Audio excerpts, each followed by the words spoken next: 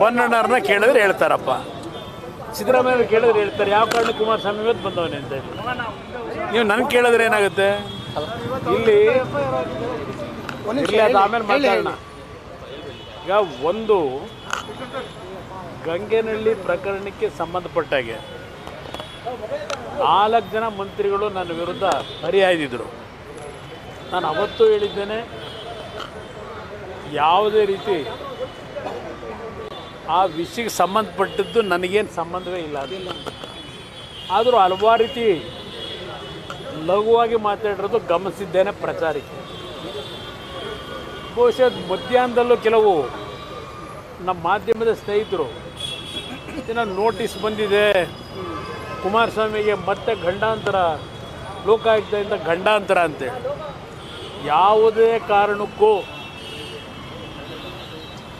ಕುಮಾರಸ್ವಾಮಿಗೆ ಯಾವುದೇ ಗಂಡಾಂತರ ಬರ್ತಕ್ಕಂಥ ಕೆಲಸ ಅಧಿಕಾರದಲ್ಲಿದ್ದಾಗ ಕಾನೂನು ಬಾಹಿರವಾಗಿ ಮಾಡ್ತಕ್ಕಂಥವನಲ್ಲ ನಾನು.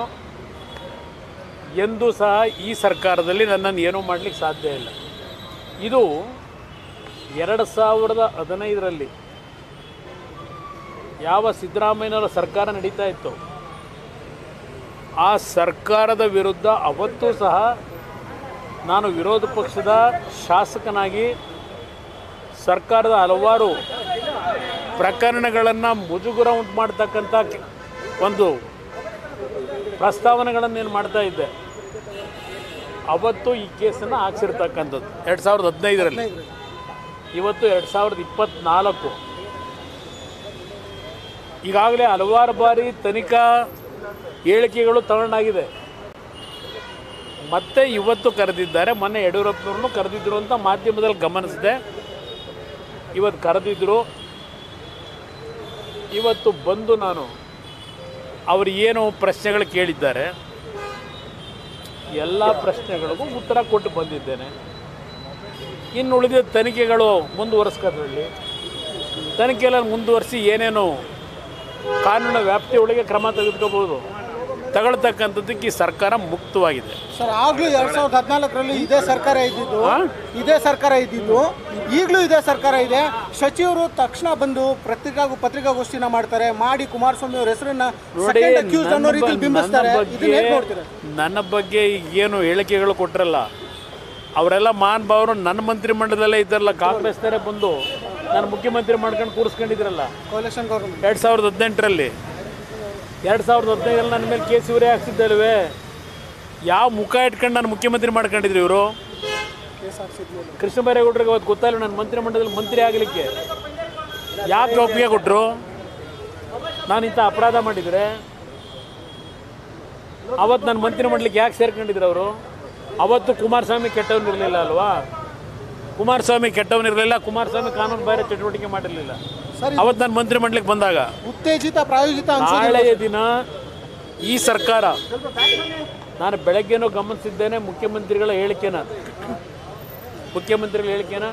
ಬೆಳಗ್ಗೆ ಗಮನಿಸಿದ್ದೇನೆ. ಅವ್ರು ಹೇಳಿದ್ದಾರೆ, ನಾನು ಯಾರಿಗೂ ಹೆದರೋ ಜಾಯಮಾನ ಅಲ್ಲ ಹೇಳಿದ್ದಾರೆ ಅಲ್ಲವೇ? FIR ಕಾಪಿ ಕೋರ್ಟ್ನಲ್ಲಿ FIR ಹಾಕಬೇಕು ಅಂತ ಹೇಳಿ ಡೈರೆಕ್ಷನ್ ಕೊಟ್ಟು ತೀರ್ಪು ಕೊಟ್ಟ ನಂತರ 48 ಗಂಟೆಗಳ ಕಾಲ FIR ಹಾಕಲಿಲ್ಲ. ಇವತ್ತು ಈ ಸರ್ಕಾರದಲ್ಲಿ ಕಳೆದ 3-4 ತಿಂಗಳಿಂದ ನಿಮ್ಮ DG ಏನಿದ್ದಾರೆ ಅವ್ರ ಕಚೇರಿಗೆ ಹೆಣ್ಮಕ್ಳುಗಳನ್ನ ಕರೆಸ್ಕೊಂಡು ಯಾವ್ಯಾವ ಥರ ಅರ್ಜಿಗಳನ್ನು ಬರೆಸ್ಕೊಂಡು 24 ಗಂಟೆನಲ್ಲಿ FIR ಹರಿದು ಕೇಸ್ಗಳನ್ನು ಯಾವ ರೀತಿ ಹಾಕೊಂಡು ಕೆಲಸ ಮಾಡ್ಕೊಂಬಂದಿದ್ದೀರಿ. BJP ಮತ್ತು JDS ನನ್ನ ಕಾರ್ಯಕ್ರಮಗಳನ್ನು ಸಹಿಸಲಾರದೆ, ನಾನೇನಂತ ಒಳ್ಳೆಯ ಕಾರ್ಯಕ್ರಮ ಕೊಡ್ತಾ ಇದ್ದೇನೆ ಅದನ್ನೆಲ್ಲ ಸಹಿಸಲಾರದೆ BJP ಕಾಂಗ್ರೆಸ್ JDSನ ಷಡ್ಯಂತ್ರ ಸರ್ಕಾರ ತೆಗಿಬೇಕು ಅಂತ ಹೇಳಿ ಅಂತ ಪದೇ ಪದೇ ಹೇಳ್ತಾ ಇದ್ರಲ್ಲ, ನಾಚಿಕೆ ಆಗಬೇಕು ನಿಮಗೆ. ಇವತ್ತು ಸರ್ಕಾರವನ್ನು BJPಯ ಸರ್ಕಾರದ ಬಗ್ಗೆ ನರೇಂದ್ರ ಮೋದಿ ಅವ್ರ ಬಗ್ಗೆ ಮಾತನಾಡ್ತೀರಿ. ಯಾವ ನೈತಿಕತೆ ಇಟ್ಕೊಂಡಿದ್ದೀರಿ ನರೇಂದ್ರ ಮೋದಿ ಬಗ್ಗೆ ಮಾತನಾಡ್ಲಿಕ್ಕೆ? ನೀವು ಏನಿದೆ ಸಿದ್ದರಾಮಯ್ಯನವರಿಗೆ? ಯಾವ ನೈತಿಕತೆ ಇಟ್ಕೊಂಡಿದ್ದಾರೆ? ಕುಮಾರಸ್ವಾಮಿ ಮೇಲೆ ಯಾಕೆ ರಾಜೀನಾಮೆ ಕೊಟ್ಟಿಲ್ಲ? ಬೇಲ್ನಲ್ಲಿದ್ದಾರೆ. ಪದೇ ಪದೇ ಅದನ್ನೇ 1000 ಬಾರಿ ಹೇಳಾಗಿರಬೇಕು ಭಜನೆ ಅದು. ರಾಜೀನಾಮೆ ಯಾಕೆ ಕೊಟ್ಟಿಲ್ಲ? ಯಾಕೆ ಕೊಡೋದಕ್ಕೆ ನಾನು ರಾಜೀನಾಮೆ ನಾನೇನು ಮಾಡಿದ್ದೀನಿ? ಬಂಡತನದಲ್ಲಿ ಆಸ್ತಿ ಲೂಟಿ ಮಾಡಿರೋದು ಸರ್ಕಾರದ ನೀವು. ನಾನೇನು ತಪ್ಪೇ ಮಾಡಿಲ್ಲ ಅಂಥೇಳಿ ಬಂಡತನದ ಹೊರಟಿದ್ದೀರಿ. ನಾನೇನು ತಪ್ಪು ಮಾಡಿದೆ, ನಾನ್ಯಾಕಪ್ಪ ರಾಜೀನಾಮೆ ಕೊಡಲಿ? FIS ಜಾಮೀನು ತಗೊಂಡಿದ್ದೀನಿ. ಜಾಮೀನು ಯಾಕೆ ತಗೊಂಡೆ? 100 ಬಾರಿ ಹೇಳಿದ್ದೀನಿ. 2013ರಲ್ಲಿ ನೀವು ಮುಖ್ಯಮಂತ್ರಿ ಆಗಿ ಒಬ್ಬ ಕೆಂಪಣ್ಣ ಅಂತ ಒಬ್ಬನ ಇಟ್ಕೊಂಡಿದ್ರಲ್ಲ, ಕಾನೂನು ನಡೆದಿದ್ದು ನಿಮ್ಮ ಪೊಲೀಸ್ ಇಲಾಖೆಯ ಎಕ್ಸ್ಪರ್ಟು ಕೆಂಪಯ್ಯ, ನನ್ನನ್ನು ಒಂದು ದಿನವಾದರೂ ಇಷ್ಟೆಲ್ಲ ಆಟ ಆಡ್ತಾನೆ, ನಮ್ಮ ವಿರುದ್ಧ ಹಲವಾರು ಏನೋ ಒಂದು ಮುಜುಗರಕ್ಕೀಡು ಮಾಡ್ತಾ ಇದ್ದಾನೆ, ಒಂದು ದಿನವಾದರೂ ಜೈಲಿಗೆ ಕಳಿಸ್ಬೇಕು ಅಂತೇಳಿ ಕಾನೂನು ಬಾಹಿರವಾಗಿ ಅಧಿಕಾರ ದುರುಪಯೋಗ ಪಡಿಸ್ಕೊಂಡು ಈ ಕುಮಾರಸ್ವಾಮಿ ಕೆಣಕ್ದಂಥ ನೀವು, ಪಾರದರ್ಶಕ ಆಡಳಿತವ ನಿಮ್ಮದು? ಕೇಂದ್ರ ಸರ್ಕಾರ ವಿರೋಧ ಪಕ್ಷಗಳನ್ನು ಬಡಿತಾರೆ, ನೀವೇನು ಮಾಡ್ತಾಯಿದ್ದೀರಿ? ನಿಮ್ಮ ಕೆಲಸ ಏನು?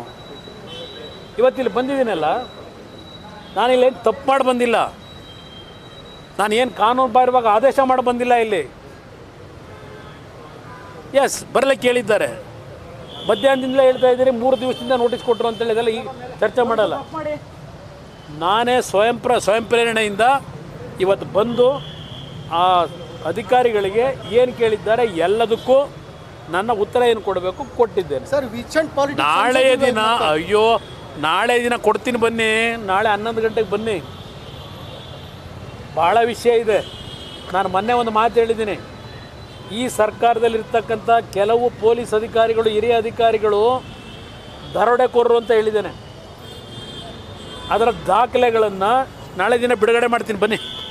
ನಾಳೆ ಮಾತಾಡೋಣ, ನಾಳೆ ಬನ್ನಿ 11 ಗಂಟೆಗೆ. ಹೌದು, ಹೌದು, FIR ಹಾಕಿದ್ದಾರೆ. ಈ ಅಧಿಕಾರಿಗಳನ್ನ ಇಟ್ಕೊಂಡು ಯಾವ ತನಿಖೆ ಮಾಡಿಸ್ತಾರೆ?